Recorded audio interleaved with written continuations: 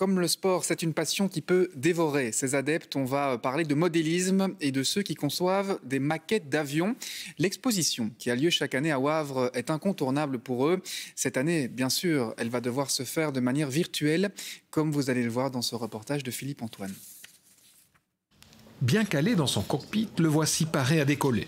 Aujourd'hui, le décollage est manuel et la destination n'est pas très lointaine.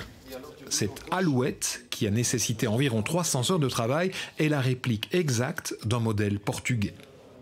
C'est une réplique à 100% Alouette 3 qui existe. Il suffit de taper sur YouTube le nom Rotores de Portugal et vous verrez exactement le même. Précision importante, tous ces avions volent ou planent quand ils n'ont pas de moteur. Celui-ci est même capable d'atteindre des vitesses de 250 à 350 km/h.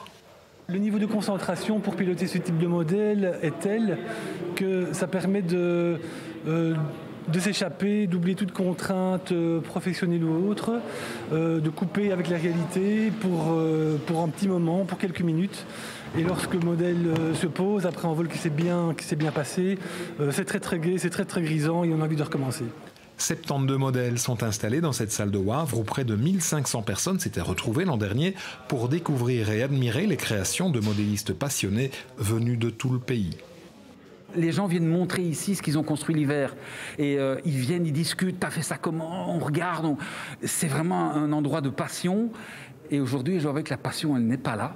Pas question, en effet, d'organiser l'exposition traditionnelle, mais pas question non plus de renoncer à leur passion. Alors, ces mordus de modélisme ont imaginé une solution.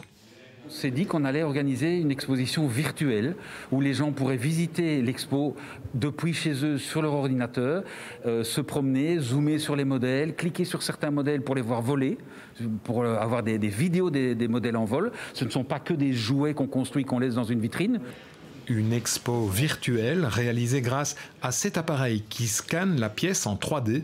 Cela permet ensuite d'offrir une étonnante visite virtuelle qu'il sera possible d'effectuer grâce à un lien qui sera disponible sur ce site internet aéroclubdewavre.be à partir du 6 février, un lien qui restera accessible pendant 1 an au minimum.